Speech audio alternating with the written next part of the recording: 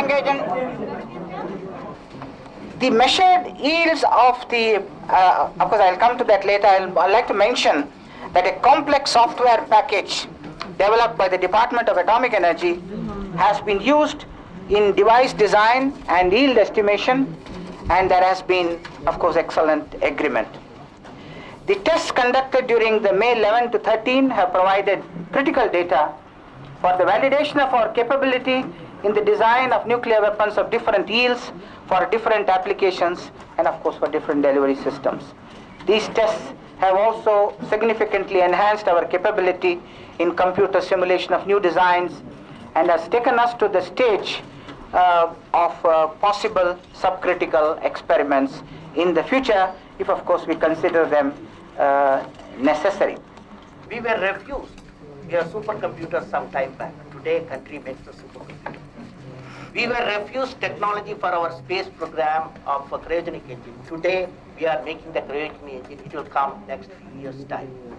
So nobody can throttle us technologically, and because once a challenge is given, we have to do the job.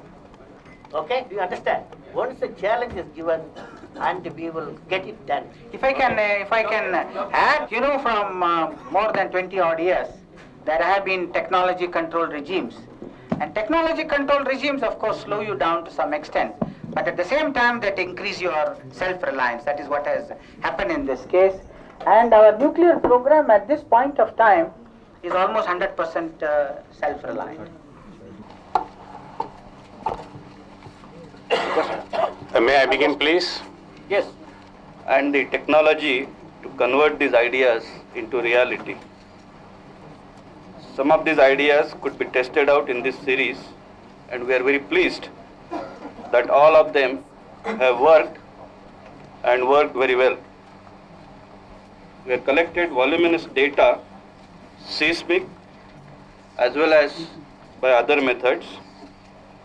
We are going through detailed evaluation of this data as well as other post-shot evaluations.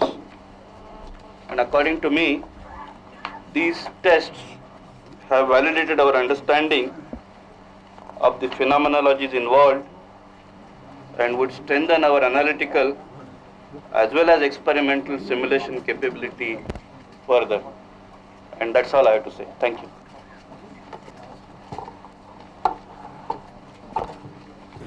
In spectrum of advanced defense technology, what some of them we try to utilize technology to conventional data monitors, seismic meters, geophores, accelerometers. We are moving towards the ability to have hydronuclear or hydrodynamic testing and computer modeling. If so, and then you get a high yield. So if you control the amount of supercriticality, you can reduce the... You don't know anything what you are talking about. But if you ask me, the Department of Atomic Energy, it has